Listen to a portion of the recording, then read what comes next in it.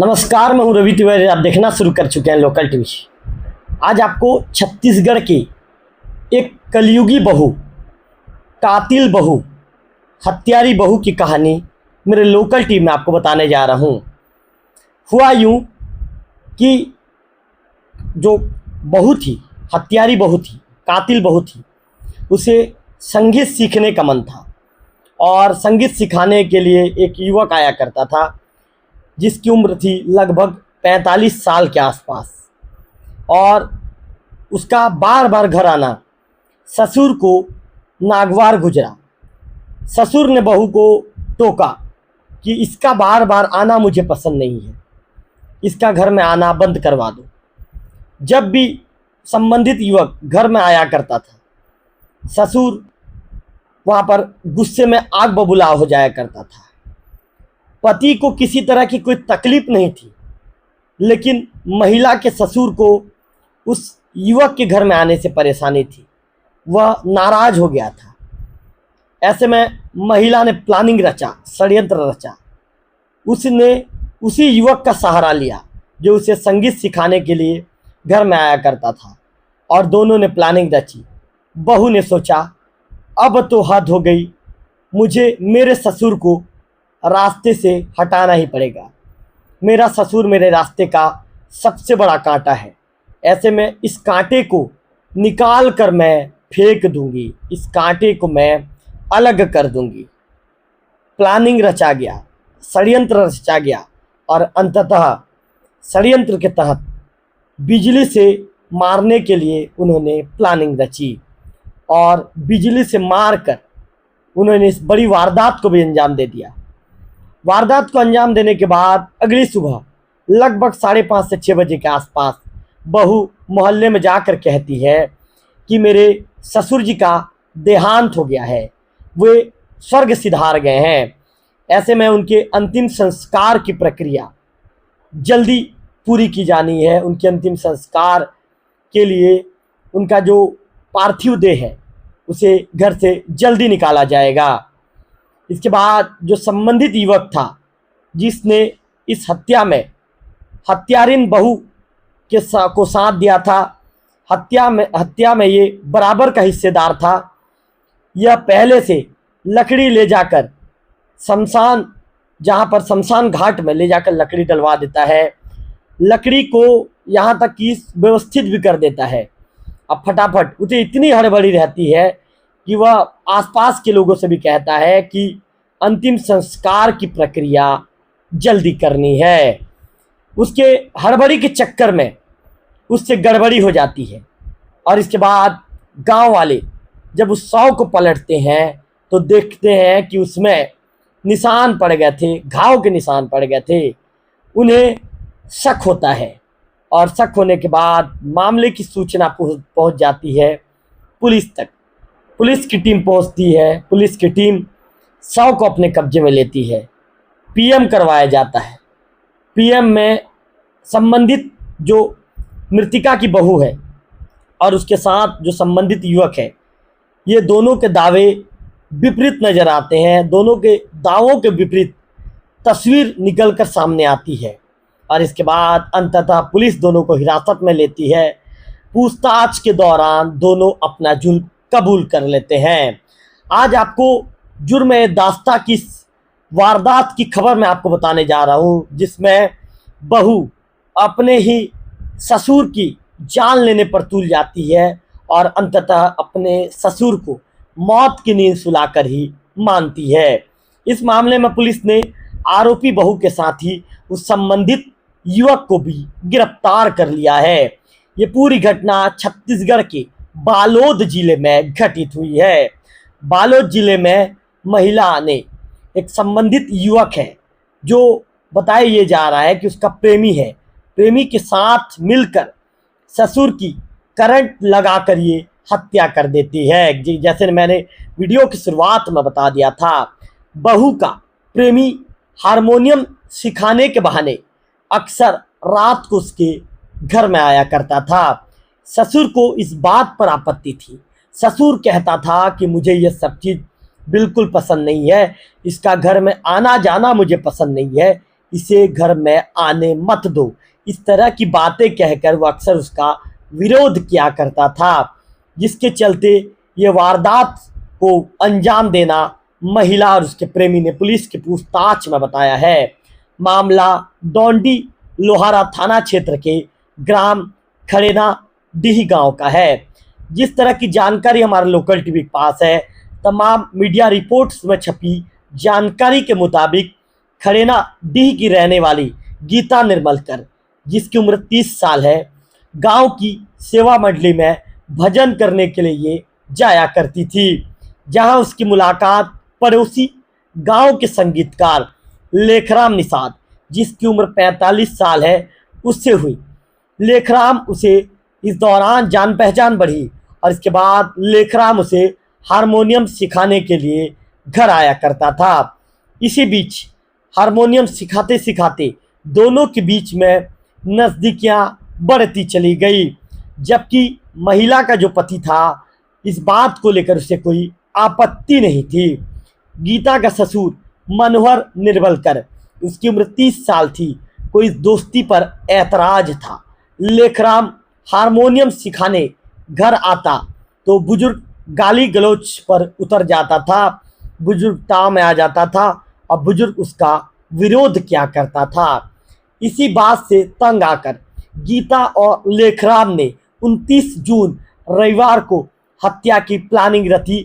उन्होंने षड्यंत्र रचा कि क्यों ना इस बुजुर्ग को, गीता ने लेखराम के साथ मिलकर बातें की और दोनों ने प्लानिंग रचा कि मेरे ससुर को इस रास्ते से हमें हटाना पड़ेगा। रोज रोज के लड़ाई झगड़े से हम परेशान हो चुके हैं। ऐसे में तय हुआ 16 जुलाई की तारीख, दिन था बुधवार, समय था रात को 12 बजे। 16 जुलाई की तारीख, दिन था बुधवार, और बुधवार की रात 12 बजे सोते हुए ससुर को करंट देकर गीता, जो उसकी बहू है मृतिका की, और लेखराम, ये दोनों ने मार डाला।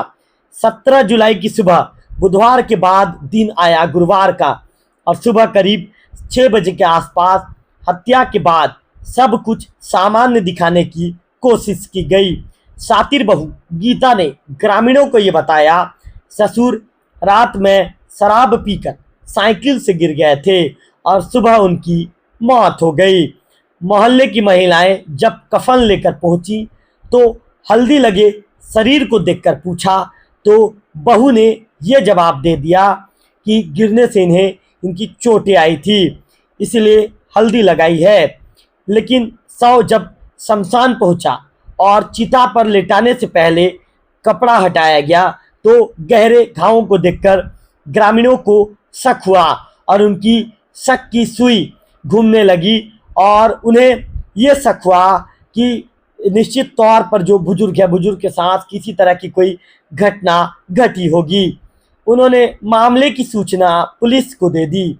इसके बाद पुलिस की टीम पहुंची और पहुंचने के बाद जब वहां पर अंतिम संस्कार, पुलिस के आने से पहले अंतिम संस्कार को लेकर ये लोग हड़बड़ी कर रहे थे कि जल्दी अंतिम संस्कार की प्रक्रिया पूरी कर दी जाए।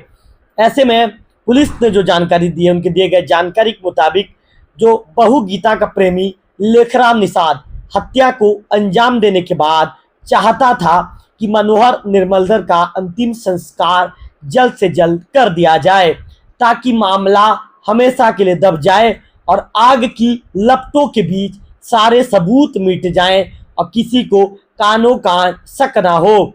इसी जल्दबाजी में उसने गांव में मौत की खबर ठीक से फैलने से पहले ही शमशान में लकड़ी भिजवा दी। सुबह होते ही वो वहां पर भी पहुंचा और अर्थी की तैयारी में जुट गया।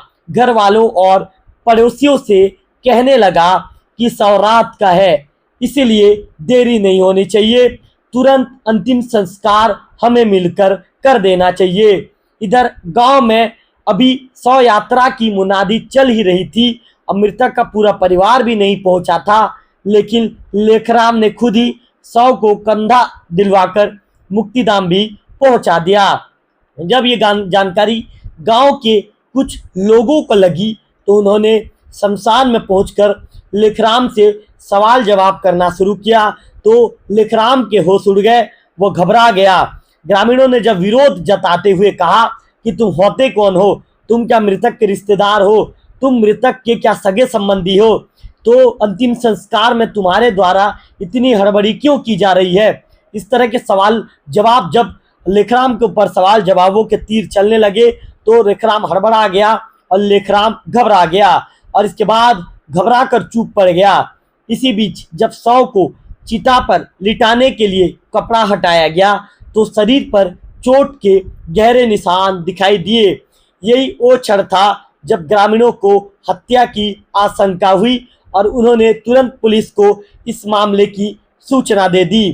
पुलिस ने मामले का खुलासा करते हुए बताया है कि गीता और उसके प्रेमी लेखराम निषाद ने ससुर की हत्या की प्लानिंग रची और साजिश के तहत लेखराम ने एक बिजली के दुकान से हत्या में इस्तेमाल करने के लिए सामग्री भी जुटाई। इसमें ताल, लोहे की रॉड और प्लास्टिक के ग्लव्स भी शामिल हैं जो आमतौर पर बिजली विभाग के कर्मचारियों के द्वारा उपयोग में लाया जाता है। फिर उसने तार को रॉड में टेप से चिपकाया और सब कुछ अपने से तैयार किया। जिस दिन गीता ने बताया कि ससुर शराब पीकर लौटा है और वह गहरी नींद में सो रहा है, इसी दिन करीब रात को 11 बजे का समय होता है जब लेखराम साइकिल से खड़ेना डीह पहुंचता है। उसने बुजुर्ग के मुंह पर गमछा बांधा और गीता को लोहे की राड पकड़ाकर खुद बिजली बोर्ड में प्लग लगवाया।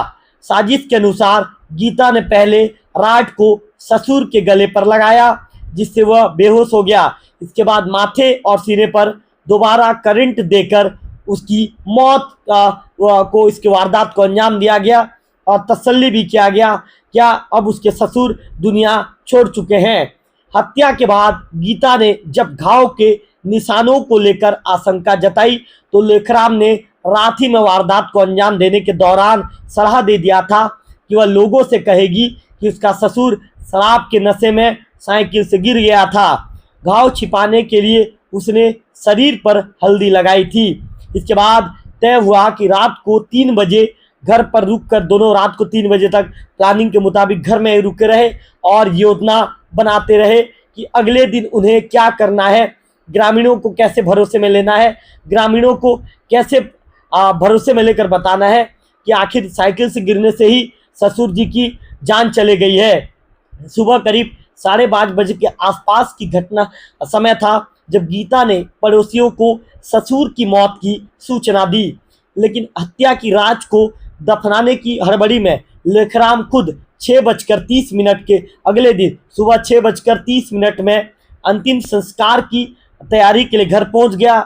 यही जल्दबाजी हड़बड़ी इस मामले में शक का कारण बन गई और शक की सुई लेखराम के ऊपर आकर टिक गई और मामले में दोनों आरोपी पकड़े गए। बालोद के जो एसपी हैं योगेश पटेल सर ने बताया है कि मामले में आरोपियों के खिलाफ पर्याप्त साक्ष्य मिलने पर बीएनएस की धारा 103 ब्रैकेट में और 3 ब्रैकेट में 5 के तहत अपराध दर्ज किया गया है। साथ ही हत्या में इस्तेमाल किए गए सामान को भी जब्त करने की बात उनके द्वारा कही गई है। ये कलयुगी बहू की कहानी मैं आपको बता रहा था जिसने अपने प्रेमी के साथ मिलकर अपना ही घर उजाड़ लिया, अपना ही संसार उजाड़ लिया, अपने ससुर को मौत की नींद सुला दिया और अपना जीवन बर्बाद कर दिया।